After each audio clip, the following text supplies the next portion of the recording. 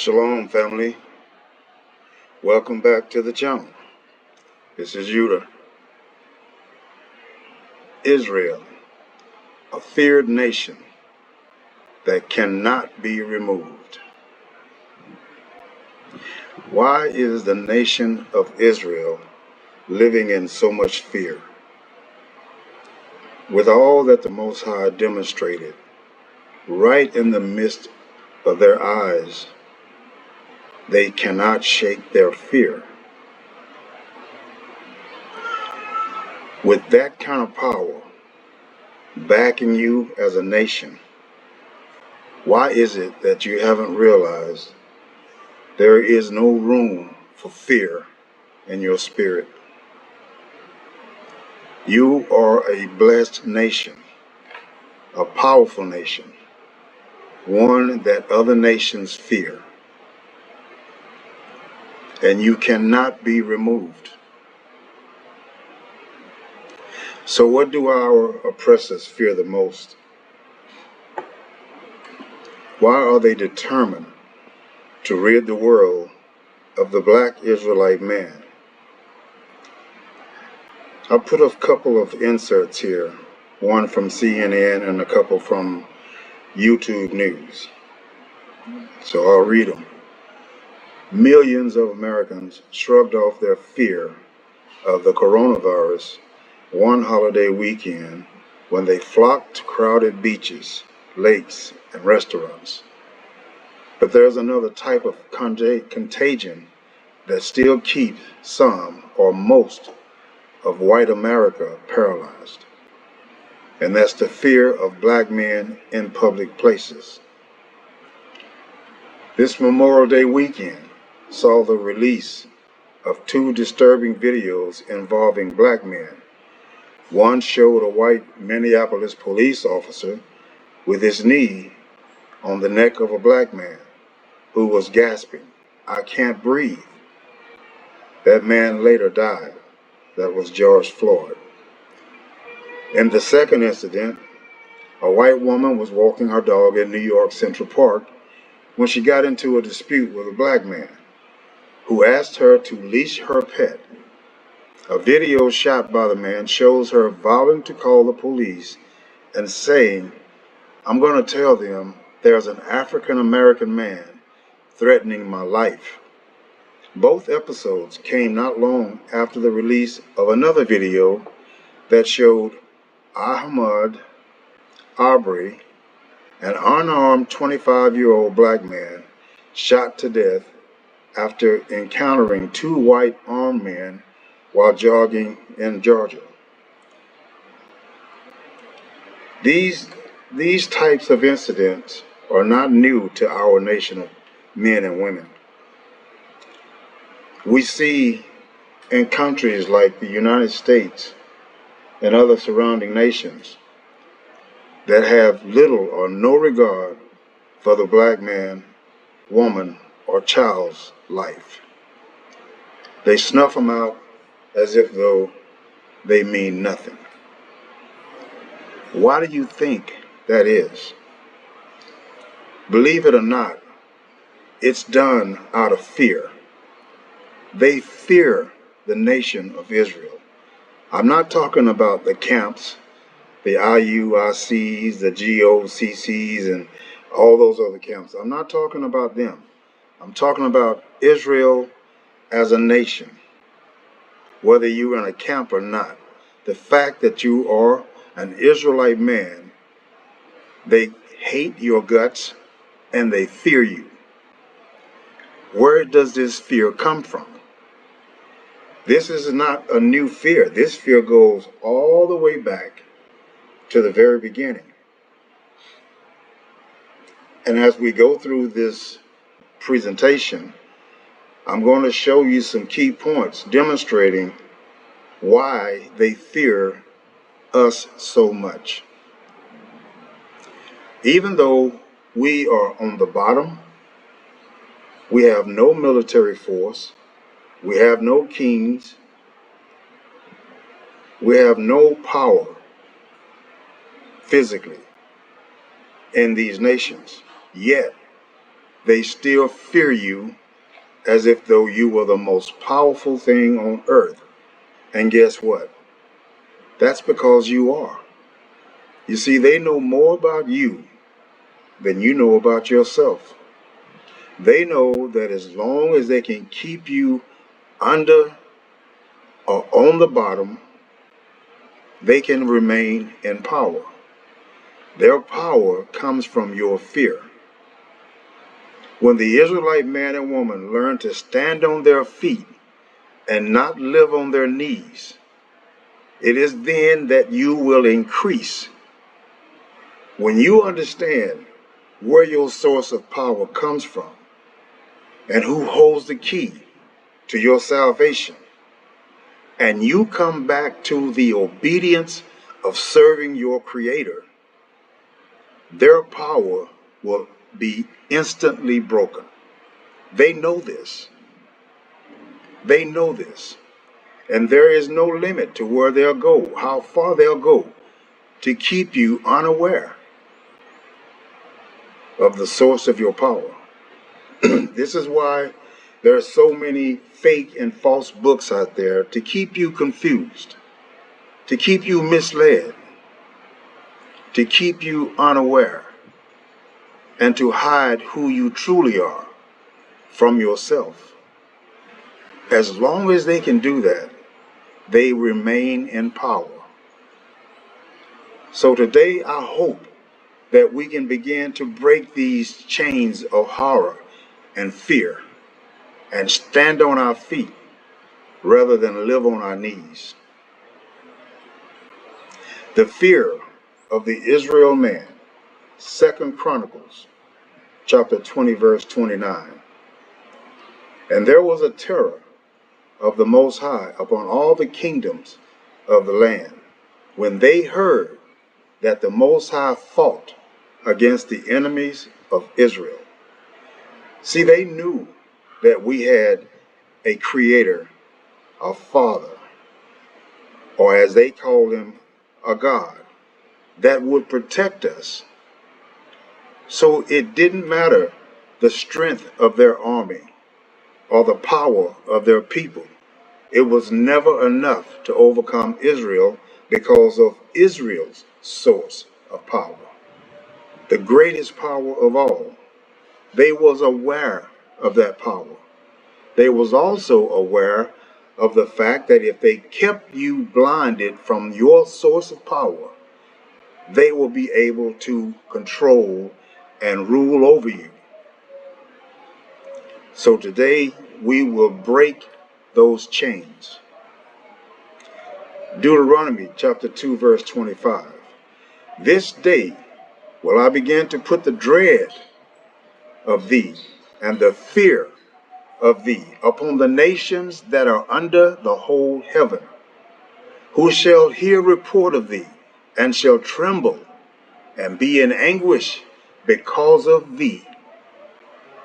Do y'all really understand what that means? Listen to what the Most High said. He said he will begin to put the dread of us and the fear of us upon all the nations under the entire heaven. That's a lot of power. And yet today we demonstrate none of it. We walk in fear. We sleep in fear. We hide. We run. We get shot down in the streets. Our kids are shot down in the streets because we don't recognize our source of power. Exodus chapter 1 verse 8 through 22. Then a new king, to whom Joseph meant nothing, came to power in Egypt. Look, he said to his people, the Israelites have become far too numerous for us. Come, we must deal shrewdly with them, or they will become even more numerous, and if war breaks out, they will join our enemies and fight against us and leave the country. They were worried about your free labor, their free labor. You know, the labor that we provided with no pay. So they put slave masters over them to oppress them with forced labor. They built Pithom and Ramses as store cities for Pharaoh. But the more they were oppressed, the more they multiplied and spread. So the Egyptians came to dread the Israelites, hated, despised the Israelites, and they worked them ruthlessly. They made their lives bitter with harsh labor in brick and mortar, and with all kinds of work in the fields. And all their harsh labor, the Egyptians worked them ruthlessly. The king of Egypt said to the Hebrew midwives, whose names were Shiphrah and Puah, when you are helping the Hebrew women during childbirth on the delivery stool, if you see that the baby is a boy, kill him. But if it's a girl, let her live. The midwives, however, feared the Most High and did not do what the king of Egypt had told them to do. They let the boys live. Then the king of Egypt summoned the midwives and asked them, "Why have you done this? Why have you let the boys live?" The midwives answered Pharaoh, "Hebrew women are not like Egyptian women. They're vigorous, and they give birth before the midwives can arrive." So the Most High was kind to the midwives, and the people increased and became even more numerous. And because the midwives feared the Most High, he gave them families of their own. Then Pharaoh gave this order to all his people: every Hebrew boy that is born, you must throw into the Nile, but let every girl live. So the Egyptians feared the men of Israel and wanted to eliminate any possible chance of having to deal with a powerful nation of Israelite men of great numbers in case of any future confrontation. Did you know that they even forced Israel to add their babies into the mortar mixture used to make bricks for the buildings? This is how much they feared Israel. It's funny how they accepted our women but despised our men. Just like today, they mingle with our women, bringing a new species of beings to life. This is also done by the Israelite men. They seek out husbands and wives from other nations, which contaminates the bloodline. So they were afraid of Israel's great numbers and of losing the free labor. Let's look at the promise made to Abraham. Genesis 15 and verse 5. He took him outside and said, "Look up at the sky and count the stars. If indeed you can count them." Then he said to him, "So shall your offspring be, the nation of Israel." Genesis chapter 15 and verse 18. On that day, the Most High made a covenant with Abraham and said, "To your descendants I give this land, from the Wadi, that's the river of Egypt, to the great river, the Euphrates, that's through Turkey." Was it just the fear alone that Israel was growing in numbers? Or was there something more sinister going on? The enemy wanted to stop the seed of promise to Abraham, but the Most High said Israel will not be removed. Here's the proof. Jeremiah chapter 31, verses 34 through 37. No longer will they have to teach one another to obey me.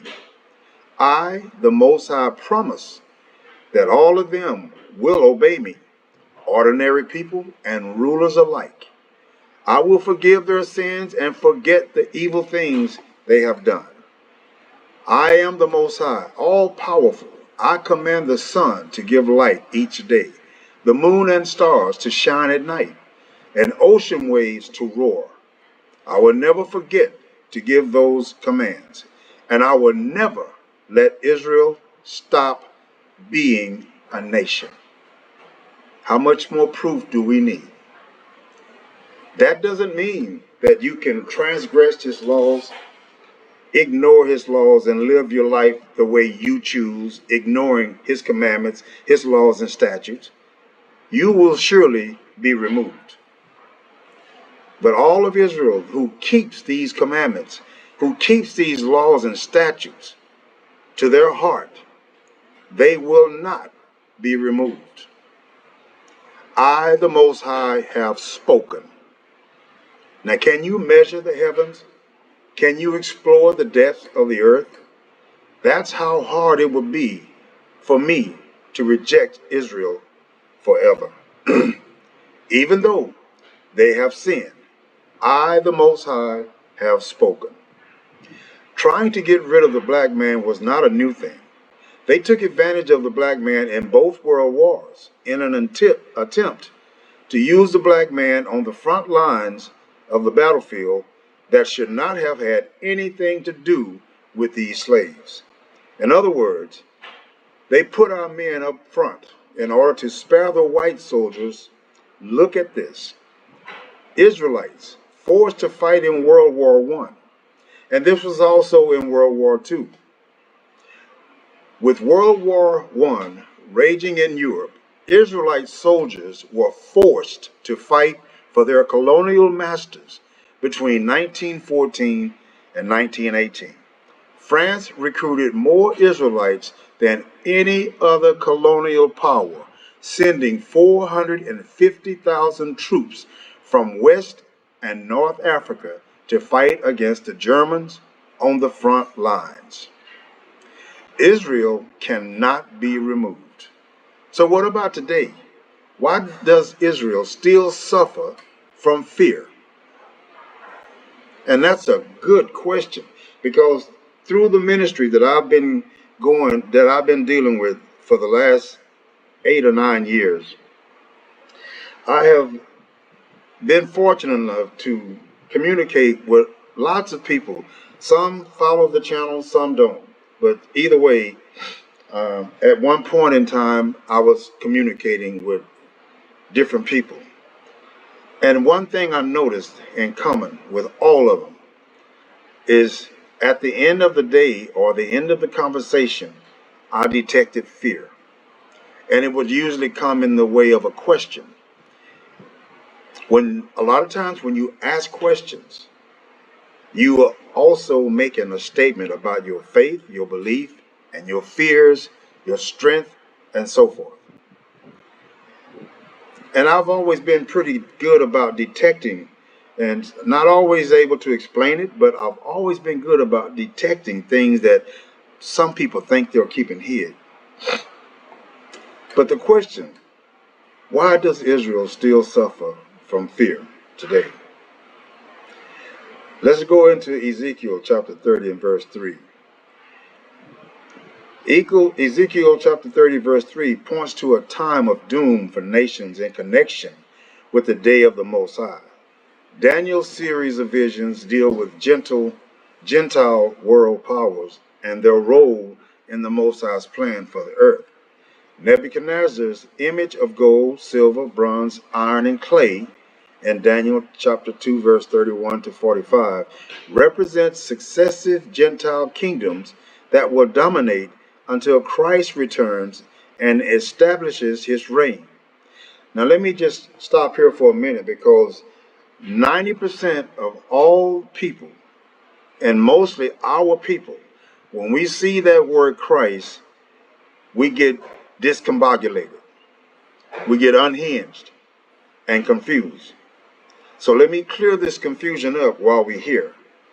The word Christ does not represent a particular or single person. It is a definition of a chosen obligation or job to do. The word Christ means anointed. To be anointed means to be given a special privilege or a special assignment or a special duty. So, the kingdoms that will dominate until Christ returns and establishes his reign. So in this case, when we see the title Christ, no matter what books you read, how they define this word Christ, it's really talking about David. And we're gonna talk about that too. In fact, this presentation today is going to talk about Israel's fear, the nation's fear, and why either or both live in fear. So who is this Christ? We'll deal with this question in just a moment. Daniel's vision of the four beasts, Daniel chapter 7, verse 1 through 27, likewise speaks of four kings or nations, which will dominate for a time until Christ comes to rule forever. Like I said, we're going to show what this is talking about in just a little bit. It is not talking about JC. The visions of the ram and the goat, Daniel chapter 8, verse 1 through 26, gives more detail about these Gentile rulers and the time involved in their dominion. In each of these passages, the Gentiles have dominion over the world, including the Jewish people, that would be us, for a time, but the Most High will ultimately subdue them, ultimately subdue them all and establish his own kingdom once and for all. Each prophecy culminates with a reference to Christ, David. I want to keep emphasizing that in order to help break the beliefs that we've been raised up to believe that when you see Christ, it's talking about JC. Well, the fact of the matter is, when you see the word Christ, it refers to David, King David. The Christians have twisted this around and gave JC the label of Christ, which is completely false. Each prophecy culminates with a reference to Christ's kingdom, and that's true. So the times of these Gentiles rulers would be all the years between the Babylonian Empire of Nebuchadnezzar and the glorious return of Christ to establish his kingdom. We are now living in the times of the Gentiles, that is, in the era of Gentile domination. Now comes the Christ. I want y'all to pay close attention because this will help you understand who the real Christ is. Listen to what the Most High said. I will raise up for David a righteous branch. He's going to raise up a people. A people. Now, when we talk about raising up a righteous branch, this branch comes out of the nation of Israel. He's not going to substitute us with another nation that he vowed to destroy. This righteous branch that he's raising up for David is coming out of the nation of Israel. In 1051 BC, Saul was made the first king of Israel. About 40 years later, David, the youngest son of Jesse, 1 Samuel chapter 16, verse 11, began to rule. David was a man after the Most High's own heart. 1 Samuel chapter 13 and verse 14. And stands to this day as the embodiment of the great king, even though he was a sinner. To him, the Most High made a promise in 2 Samuel chapter 7 that one of his own offspring, y'all, now I don't want y'all to misplace this statement. I need you to focus on what I'm saying. To him, the Most High, he's talking to Samuel, he's prophesying about David. To him, the Most High made a promise to Samuel that one of his own offspring would sit upon the throne, and that the throne of his kingdom would be established forever. That was the throne of David, the throne of King David. And that throne is established throughout eternity. That's what it's saying here. Verse 16 says, your house and your kingdom shall be made sure forever. You hear that? Your house and your kingdom shall be made sure forever before me. Your throne shall be established forever. But it came very clear after David's death that this promise was in jeopardy. The ministry of the prophets The demise of the United Kingdom with the death of Solomon, David's son, and the idolatry and disobedience of the divided kingdom threatened to bring down the Most High's wrath on Israel in the north and Judah in the south. Samuel has said to the people very clearly at the inauguration of the first king, "If you still do wickedly, you shall be swept away, but you and your king." 1 Samuel 12 and 25. So for centuries, the people lived with this tension. On the one hand, they had a promise that David's kingdom would be made sure forever. And on the other hand, they had a threat that if they persisted in disobedience to the Most High, they and their king would be swept away. The men who kept this tension before the eyes of the people for the next 4 centuries were the prophets of Israel. And in their message is also found its ultimate resolution. The ministry of the prophets through the years of the divided kingdom is a constant reminder to Israel and Judah that the Most High still owns this world, still controls the history, still has a special claim on the children of Abraham, and still expects their obedience. The main purpose of the prophets was to constantly call the people back to the Most High, to love the Most High, and to obey His commandments as incentives to obedience. The prophets warned that judgment comes upon the faithless and promised that salvation comes to the faithful. Now, I just want to stop right here for a second and focus on this statement. The prophets warned that judgment comes upon the faithless and promised that salvation comes to the faithful. I don't have to elaborate on that to help you understand what that means. We know the difference between faithless and faithful. This is a big problem with our people today. They have very little faith.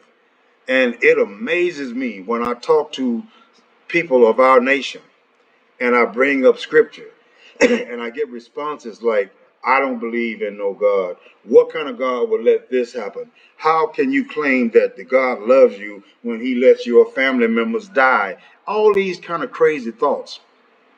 That's a faithless person. You were not born to, you were born to live forever. But when Adam fell, then death creeped in. So you can't blame the Most High. He's done His part. It's us who haven't done our part. These 3 things made up the prophetic message: commands to forsake evil and follow the Most High in righteousness, warnings of coming judgments, and promises of hope. We should never forget that everything the prophets predicted about the future was always intended to produce obedience in the present. It's true in 1 Samuel chapter 12, verse 7 to 25, or chapter 12, verse 7 and verse 25, that Samuel pleaded the past for the sake of the present. It is just as true that the prophets pleaded the future for the sake of the present.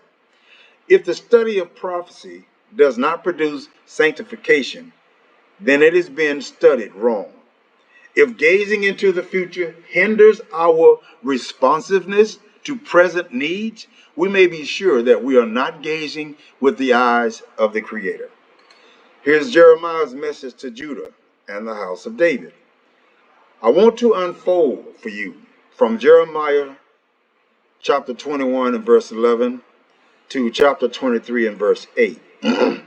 A typical example of how the prophets preached, how they confronted the wickedness of their own day, how they warned of judgment, and how they held out hope.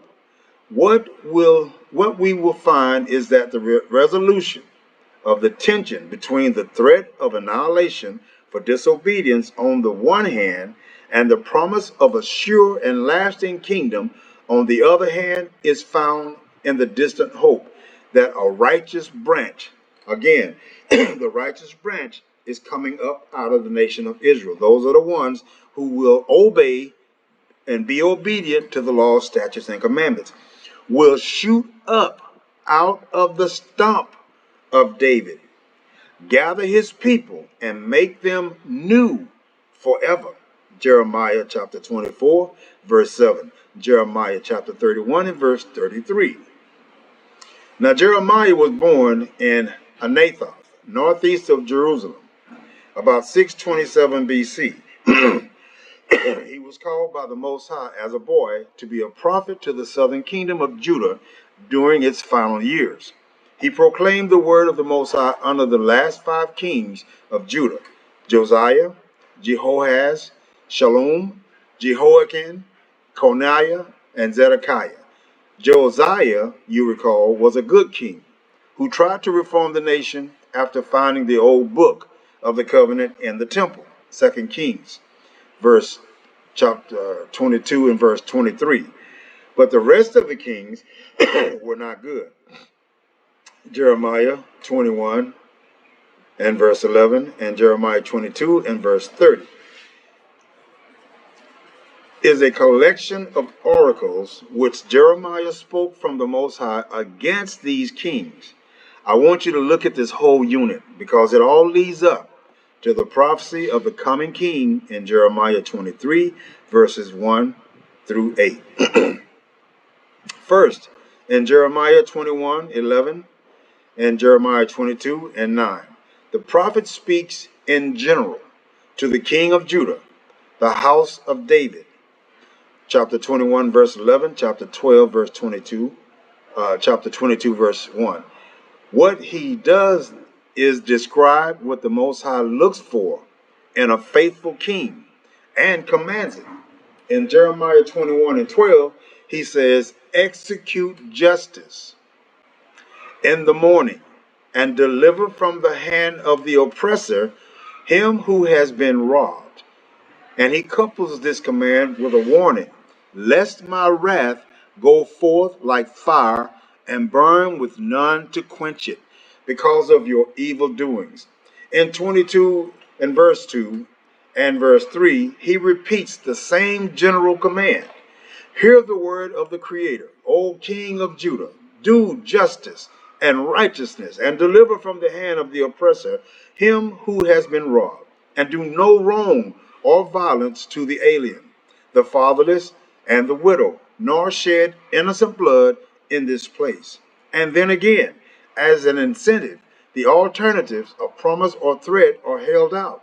Verse 4, if you will indeed obey this word, then there shall enter the gates of this house kings who sit on the throne of David.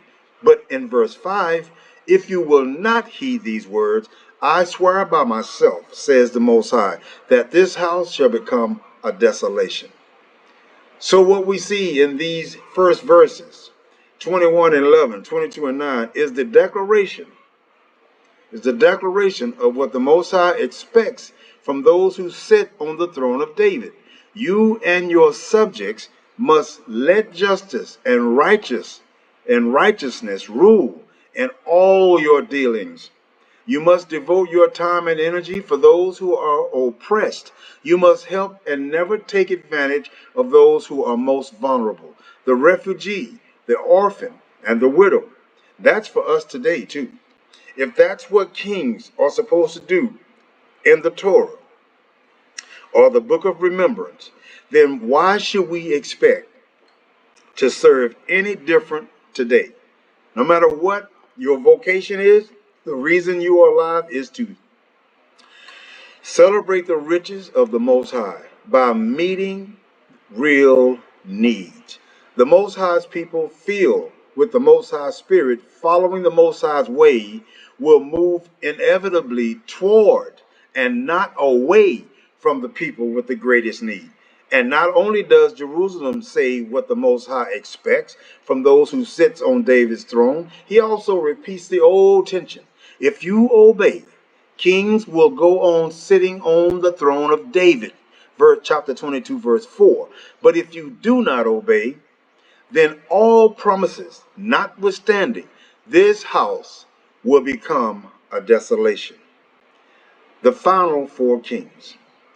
Then in the rest of chapter 22, we see how each of the last kings of Judah fails to follow the Most High's ways of righteousness. First, in verse 10 and 17, we read about Shalom, or Jehoahaz, the son of Josiah, who ruled for 3 months and then was deposed by the Egyptian Pharaoh and taken to Egypt, where he died. In verse 12, Jeremiah predicts this death in exile. And in verse 13 and 17 gives the reason why the Most High brought this judgment on him.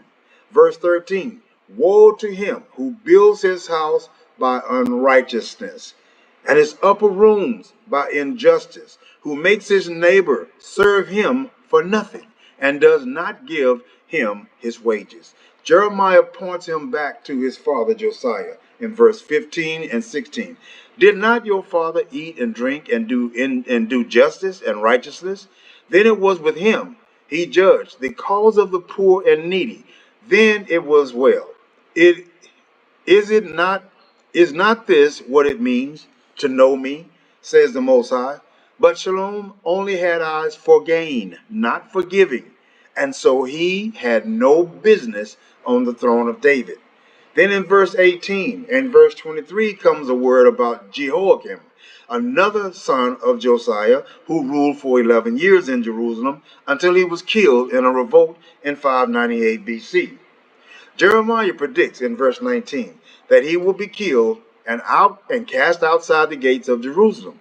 The reason he gives this in verse 21, I spoke to you. The reason he gives is in verse 21. I spoke to you in your prosperity, but you said, I will not listen.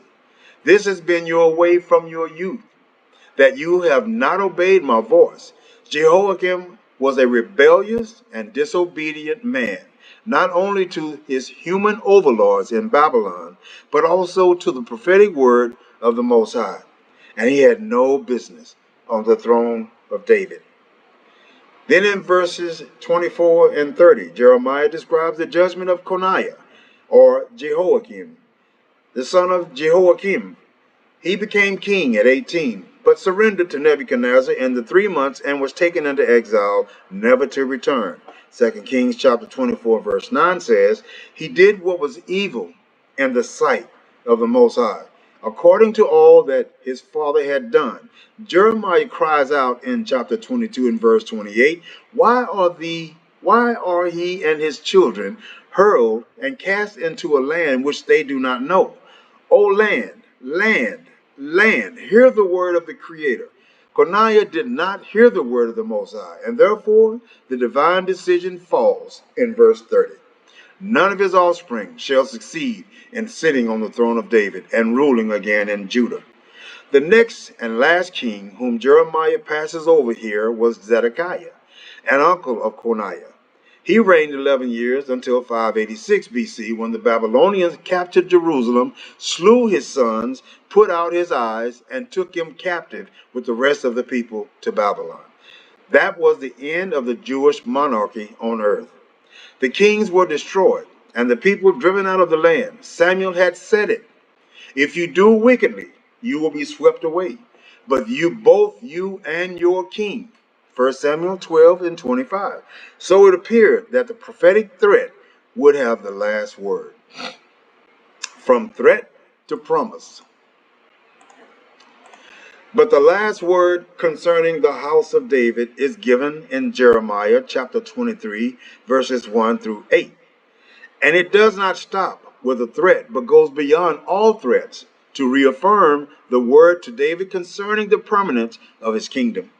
The promise will be fulfilled in spite of all judgment.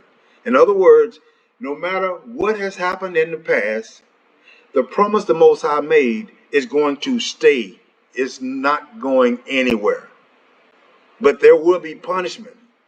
But the promise remains. So, reading that again, the promise will be fulfilled in spite of all judgment. In verses 1 and 2, the Most High gathers up all the evils of Shalom, Jehoiakim, and Coniah, whom he calls the shepherds of his people, and says, Woe to the shepherds who destroy and scatter the sheep of my pasture, says the Most High. You have not attended to them. Behold, I will attend to you for your evil doings, says the Most High. But all the judgments of destruction and exile and dispersion still does not diminish the promise. Still does not diminish the promise. Verses 3 and 8. Hold out the sure hope that the remnant of the flock will be regathered, and that the Most High will put a new and righteous king on David's throne. The promise has two halves. One is the regathering and dispersed Israel to dwell in safety and righteous in their own land, verses 3 to 4 and 7 to 8. The other is the enthronement of a king in David's line who will execute righteousness and save his people. So let's look at these two promises one at a time and try to understand how they are being fulfilled. First, the promise of regathering in verses 3 and 4. Then I will gather the remnant of my flock out of all the countries where I have driven them, and I will bring them back to their fold, and they shall be fruitful and multiply. I will set shepherds over them who will care for them, and they shall fear no more, nor be dismayed. Neither shall any be missing, says the Most High. Then skipping to verse 7 and 8, the promise is repeated.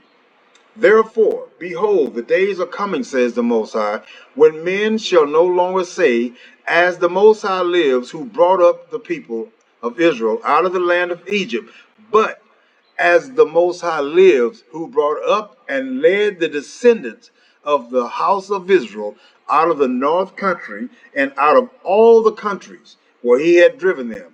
Then they shall dwell in their own land, still awaiting the final fulfillment. After 70 years, many of the exiles taken to Babylon returned to Judah and rebuilt Jerusalem. But this return cannot be the final fulfillment of what Jeremiah promises here for two reasons. One is that the picture is of the wonderful era of freedom from fear and dismay in verse 4, but Israel was still under foreign overlords after the exile and has never known real security since. The other reason is that according to verse 8, Jeremiah predicts that the regathering of Israel would be from all the countries where the Most High scattered them, not just from Babylon. The comparison with the Exodus from Egypt in verse 7 shows that all the tribes of Israel are included in the return, not just the two southern tribes of Judah and Benjamin who went into captivity to Babylon in 586 BC. Verse 6 makes this the most likely interpretation. Judah will be saved, and Israel will dwell securely. That is, both the northern tribes called Israel and the southern tribes called Judah will be regathered to the land. Nothing has happened since Jeremiah spoke these words, which can be called their final fulfillment. The return after Babylonian exile was a partial fulfillment, and the establishment of modern Israel, which is a false claim, and the return of many Jews to that land today still has not been realized. As we all know, we, being the true people of the book, are still waiting for this day. So this prophecy has not come to pass. The reason I say that these are only a partial fulfillment of the prophecy is because none of the true Jew or Judah have returned to that land at all. I think the prophecy requires that every single Jew resides in the borders of Israel. What is required is that there be a gathered people, and that all who want to return to the Most High and to the land can do so. None of them will be missing. Verse 4. Behold, the days are coming, says the Most High, when I will raise up for David, listen carefully, when I will raise up for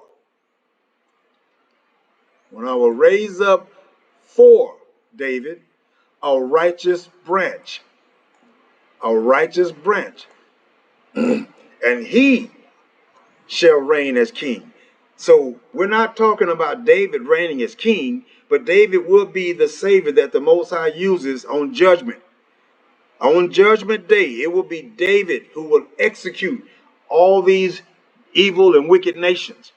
So I will raise up for David a righteous branch, and he shall reign as king and deal wisely, and shall execute justice and righteousness in the land. In his days, Judah will be saved, and Israel will dwell securely. And this is the name by which I will be called, which he will be called. The Most High is our righteousness. Scripture speaks about David coming again and rule Israel in the last days. Jeremiah chapter 30, verse 9. But they shall serve the Most High, their Creator, and David, their King, whom I will raise up for them. So, Ezekiel chapter 37 and verse 24. David, my servant, shall be king over them, and they shall all have one shepherd. So, let's go back up and look at here when it is said. Now, I figure this is an infiltration, because this is saying that he will raise up for David. Okay? But down here, he says he will raise up David, his servant, and he shall be king over them. So that makes this, where was this? That makes this untrue. So you can't raise up somebody to be king and then say down here that David is the king. David, my servant, shall be king over them. So that is an infiltration. It will be David who sits on his throne. He's coming back to that throne. So, and they shall all have one shepherd. They shall also walk in my judgments and observe my statutes and do them. Hosea chapter 3, verse 5. Afterward, the children of Israel shall return and seek the Most High, their Creator. Listen closely. And David, their King. There's your Messiah. There's your Christ. There is your Christ sitting right there in Hosea chapter 3 and verse 5. And in Ezekiel chapter 37 and verse 24, as clear as day. They shall fear the Most High and his goodness in the latter days. What does this mean? Is David really going to come back? Let's explore the scriptures. The time of David's return, Jeremiah chapter 30, verse 3 to 10. For behold, the days are coming, says the Creator, that I will bring back from captivity my people Israel and Judah, says the Most High. Oh, let me correct this. Says the Most High, and I will cause them to return to the land that I gave to their forefathers. Now, I gotta say this right here, because I get a lot of flack when I talk to people over in the States and other surrounding nations. Well, they're saying that they don't see this as being something they have to do. But it clearly says that he will cause them to return to the land that he gave to their forefathers. Where was the people when the Most High had this land given to Israel? Where were they at? Were they in the United States? Were they in Germany? Were they in France? Were they in Italy? Where were the people at? They were in the great continent of Africa. That's where they were, and that's where they should go back to. So, and they shall possess it. Alas, for that day is great, so that none is like it. And it is the time of Jacob's trouble. Believe it or not, y'all, we are in the time of Jacob's trouble.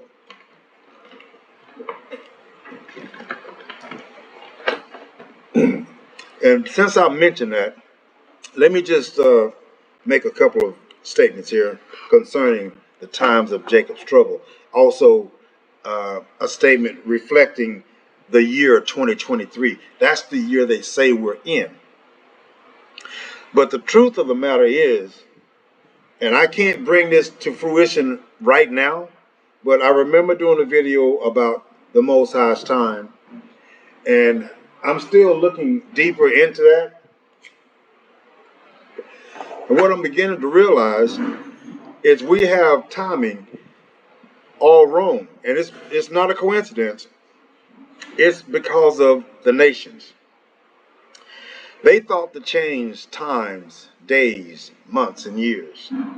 And they did a pretty good job. And they got most of us bamboozled. We're not in the year 2023. And like I said, I cannot give concrete evidence on what I'm about to say. So I'm just going to say this is my uh, uh, opinion, or this is where I came to this conclusion in my own thoughts. And if I continue to do this research, I could easily be proved wrong, or I could be proved right. But I suspect that we are not in 2023, but we're more like in 2012. We're more like in the year 2012, which would be probably 2013 now. Anyway, I'm not going to elaborate on that too much because, like I said, I don't have concrete or solid proof. But they shall possess it. Alas, for that day is great, so that none is like it. And it is the time of Jacob's trouble. But he shall be saved out of it. Verses 9 and 10. But they shall serve the Most High, their Creator, and David, their King, whom I will raise up for them. He said it again. Therefore, do not fear. Listen, that's mostly what this lesson is about. Why are we in fear? Therefore, do not fear. Oh, my servant Jacob. He's talking to us, people. He's talking to us. So why are we afraid? So I know people that are afraid to leave to leave from outside inside of their house, or to travel from one state to another. I know people who are almost afraid of their own shadow. It's just no cause for that. You say you trust the Most High, then you should trust that He will protect you. Why? You should even fear death.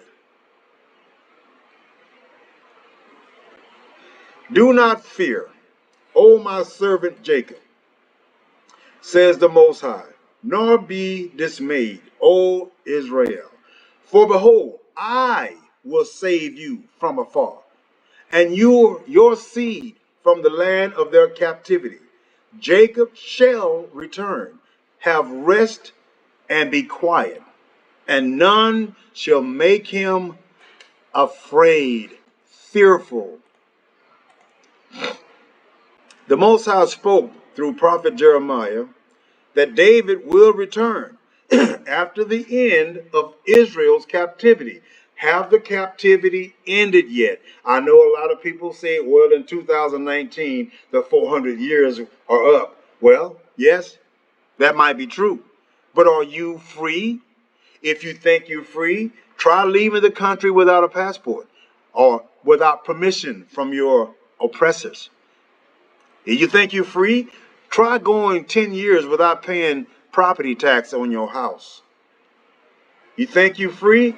Try not paying taxes on goods that you buy, such as cars, trucks, and motorcycles. Try telling them you're not going to pay the taxes. See if you can drive off in that car, motorcycle, motorhome, or whatever it is.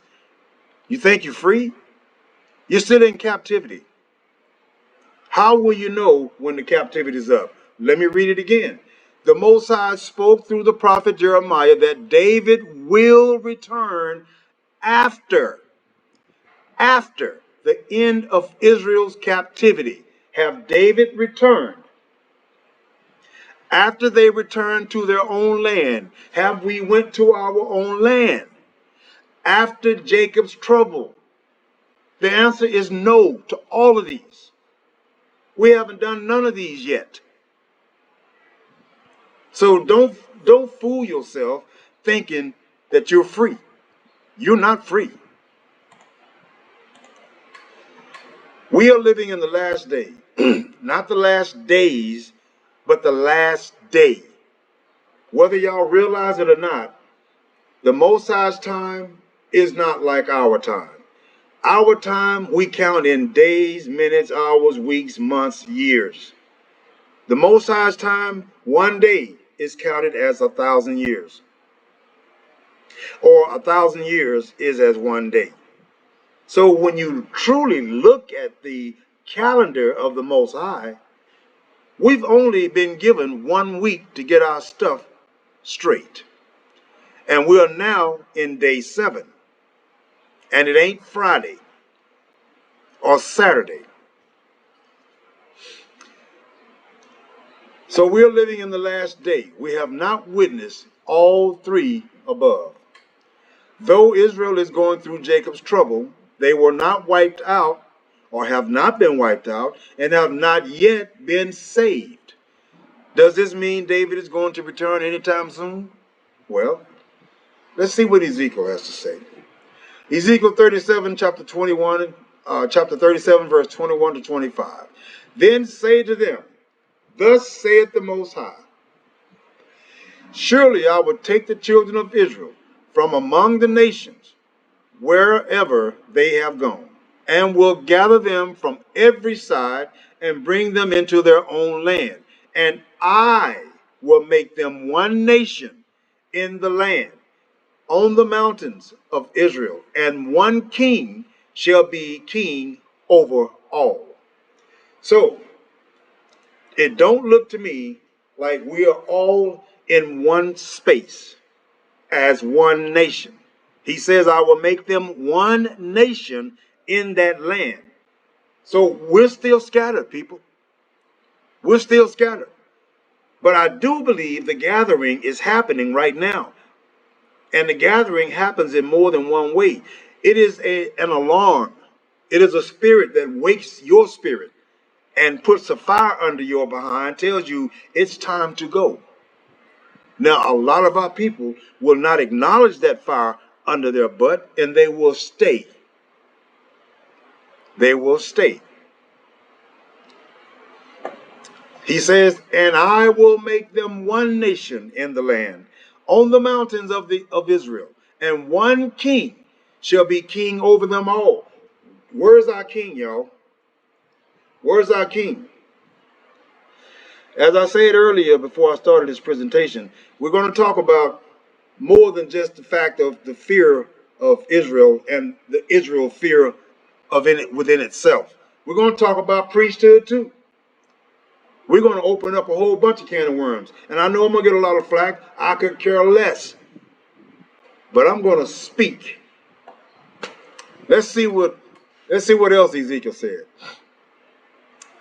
They shall no longer be 2 nations, nor shall they ever be divided into 2 kingdoms again. Verse 24 and 25. David, my servant, shall be king over them. David's not here. We have no king, and they shall all have one shepherd. We have no shepherd at all. They shall also walk in my judgments and observe my statutes and do them. We don't do that. Then they shall dwell in the land that I have given to Jacob my servant. We are not in that land. Where your forefathers dwelled, you, we, us, we're not there. And they shall dwell there. We're not there. They, their children, and their children's children forever. And my servant David shall be their prince forever. Now, we can clearly see none of this has happened. We're still scattered all over the globe. We're still scattered all over the globe. Most of us are not even acknowledging that this awakening brought also the spirit of gathering. Have you stopped to wonder why so many of the African Americans, so-called, are coming to the continent of Africa? A lot of them are going to the wrong parts, but they're coming to the continent of Africa. Why is that? There's a spirit stirred up in them that even they don't understand. They just know, I have to go. Most of them come here, don't even know the Most High. The Most High also spoke through the prophet Ezekiel regarding David's return around the same time as prophet Jeremiah spoke. According to the book of Ezekiel, David will return after the Most High had gathered the Jews, us people, from all nations into their own land. Thus, David's return is right around the corner. That I can say with a guarantee. We're close, people. It's very, very close. It's time to get the dust off your books and start to study. It's time to wake up, realize, acknowledge, and make a move. It's time to go because those nations are about to get hammered. Hosea chapter 3, verses 4 and 5. For the children of Israel shall abide many days. Here we go. What did I say? We don't have a king, y'all. Watch Hosea. He gonna tell you. For the children of Israel shall abide many days without a king or prince, without sacrifice or sacred pillar, without ephod or teraphim. Why am I saying that? Listen closely. Afterward, the children of Israel shall return and seek the Most High their Creator and David their king. They shall fear the Creator and his goodness in the later day. The Most High also spoke through the prophet Hosea regarding David's return in the latter days. However, the time of David's return comes with a different description. Israel shall be without king or prince. This means there will not be any ruler for children of Israel, which implies Israel will not be an independent nation. So that tells you those folks over there claiming to be Jews in the so-called Jerusalem cannot be. Listen, let me read it again. Without king or prince, Israel shall be without king or prince. This means there will not be any ruler for children of Israel, which implies Israel will not be an independent nation. Are those people over there claiming to be us independent? Do they have what they call their nation? Do they have someone ruling over them? Yes, they do. I believe his name is Netanyahu. They will be without sacrifice. This means there will not be any temple to make the sacrifice. Now, all of you out there calling yourselves teachers from the tribe of Levi who says that you are priest, here's what calls you a lie right here. This very scripture says you a liar. There are no priests today. That was taken away from you. You don't go to jail and get to keep your street clothes. You don't go to jail and get to keep your car. Without sacrifice, this means there will not be any temple to make the sacrifice. Since the Jews cannot make sacrifice anywhere they like, Deuteronomy 12, verses 5 and 6, without sacred pillars. This means the children of Israel would not be able to continue in their abominations of idol worship using sacred pillars. 1 Kings chapter 14, 22 and 23. Without ephod, this means there will not be any priest. Since only priests are allowed to put on the ephod, Exodus chapter 28, Judges chapter 8, verse 27. This is why there are no priests today. The priestly garments, Exodus chapter 28, verse 1. Have Aaron your brother brought to you from among the Israelites, along with his sons Nadab and Abihu, Eleazar and Ithamar, so they may serve me as priest. Make sacred garments for your brother Aaron to give him dignity and honor. Tell all the skilled workers to whom I have given wisdom in such matters that they are to make garments for Aaron for his consecration, so he may serve me as priest. These are the garments that they are to make: a breastpiece, an ephod, a robe, a woven tunic, a turban, and a sash. They are to make these sacred garments for your brother Aaron and his sons, so they may serve me as priests. Have them use gold and blue, purple and scarlet, yarn, and fine linen. The ephod, make the ephod of gold and of blue, purple, and scarlet yarn, and of finely twisted linen, the work of skilled hands. It is to have 2 shoulder pieces attached to 2 of its corners, so it can be fastened. Its skillfully woven waistbands is to be like it, of one piece, with the ephod, and made with gold, and with blue, purple, and scarlet yarn, and with finely twisted linen. Take 2 onyx stones and engrave on them the names of the sons of Israel in the order of their birth, 6 names on one stone, and the remaining 6 on the other, engraving the names of the sons of Israel on the 2 stones, the way a gem cutter engraves a seal. Mount the stones in gold, then mount the stones in gold, filigree settings, and fasten them on the shoulder pieces of the ephod as memorial stones for the sons of Israel. Aaron is to bear the names of on his shoulders as a memorial for the Most High. Make gold filigree settings and 2 braided chains of pure gold like a rope. This right here alone, there ain't nobody that we have in our nation that can do this. And 2 braided chains of pure gold like a rope, and attach the chains to the settings. The breastpiece. Fashion a breastpiece for making decisions. The work of skilled hands. Make it like the ephod of gold and of blue, purple, and scarlet yarn, and of finely twisted linen. It is to be square, a span long, and a span wide, and folded double. The mount 4 rows of precious stones on it. Then mount 4 rows of precious stones on it. The first row shall be cornelian, chrysolite, and beryl. The second row shall be turquoise, lapis, lazuli, and emerald. The third row shall be jacinth, agate, and amethyst. The fourth row shall be topaz, onyx, and jasper. Mount them in gold filigree settings.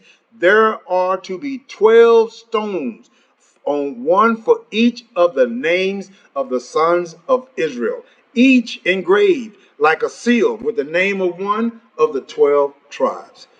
For the breastpiece, make braided chains of pure gold like a rope.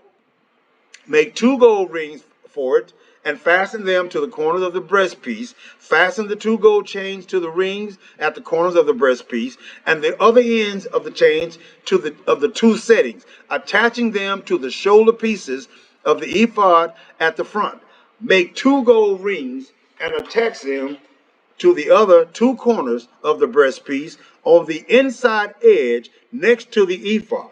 Make 2 more gold rings and attach them to the bottom of the shoulder pieces on the front of the ephod, close to the seam just above the waistband and of the ephod. The rings of the breastpiece are to be tied to the rings of the ephod with blue cord, connecting it to the waistband, so that the breastpiece will not swing out from the ephod. Whenever Aaron enters the holy place, he will bear the names of the sons of Israel over his heart on the breastpiece of decision as a continuing memorial before the Most High. Now, let me ask you something. Everything that I've just demonstrated, everything that I just showed you, including this part here where the priest has to enter the holy place wearing the breastpiece of decision, which bears all the names of the sons of Israel. How many of these so-called priests on YouTube today who call themselves priests from the tribe of Levi have done this? Or how many are doing this? Have you seen it? Stop listening to these nuts. Also put the Urim and the Thummim in the breastpiece, so they may be over Aaron's heart whenever he enters the presence of the Most High. Thus, Aaron will always bear the means of making decisions for the Israelites over his heart. How many of these so-called priests have you actually allowed to make decisions for you? Because if they haven't done these things, then you are it creek without a paddle. Thus, Aaron always bare the means of making decisions for the Israelites over his heart before the Most High. Other priestly garments. Make the robe of the ephod entirely of blue cloth, with an opening for the head in its center. There shall be a woven edge like a collar around this opening, so that it will not tear. Make pomegranates of blue, purple, and scarlet yarn around the hem of the robe, with gold bells between them. The gold bells and the pomegranates are the alternate are to alternate around the hem of the robe. Aaron must wear it when he ministers. Do you hear me? The priest must wear this when he ministers. I've seen people on YouTube and they got these outfits on, but none of them comes close to what we just read. The sound of the bells will be heard. What? These bells must be heard. Must be heard by who? They must be heard by the people. These so-called priests that y'all are following and calling your priests, have you heard any bells when they move? You ain't heard nothing. The sound of the bells will be heard when he enters the holy place before the Most High, and when he comes out, so that he will not die. Make a plate of pure gold and engrave on it as on a seal, holy to the Most High. Fasten a blue cord to it to attach it to the turban. It is to be on the front of the turban. It will be on Aaron's forehead, and he will bear the guilt involved in the sacred gifts the Israelites consecrate. Whatever their gifts may be, it will be on Aaron's forehead continually, so that they will be acceptable to the Most High. Weave the tunic of fine linen and make the turban of fine linen. The sash is to be the work of an embroider. Make tunics, sashes, and caps for Aaron's sons, to give them dignity and honor. After you put these clothes on your brother Aaron and his sons, anoint and ordain them. Do y'all see all these things that's got to be done in order to call yourself a priest? Consecrate them so they may serve me as priests. Make linen undergarments as a covering for the body, reaching from waist to the thigh. Aaron and his sons must wear them whenever they enter into the tent of meeting or approach the altar of minister in the holy place, so that they will not incur guilt and die. This is to be a lasting ordinance for Aaron and his descendants. So not only do we not have reason to fear, because the nation fears us, the reason that they're on top of us is because we are trodden down with fear. We are living on our knees instead of on our feet. They know once you've overcome your fear, their time is up. These wars that we're seeing taking place today, this should not be a sad time for you. This should not be a fearful time for you. This should be a time of joy, because this is a hint that he's on his way. In conclusion, I'm going to read Joel chapter 3, verse 21. So all those who have fathers who are, because you are the pedigree. Your father is the pedigree. So you are what your father is. So a lot of our people, from due to slavery, have had our blood contaminated. A lot of our people fear. They're in fear because of this. So let me eliminate your fear for you. Joel chapter 3, verse 21. Mosiah says, "For I will cleanse their blood that I have not cleansed, for the Most High dwelleth in Zion." Shalom, family. All praises to the Most High. Wake up. Stop fearing. Live on your feet. Get off your knees.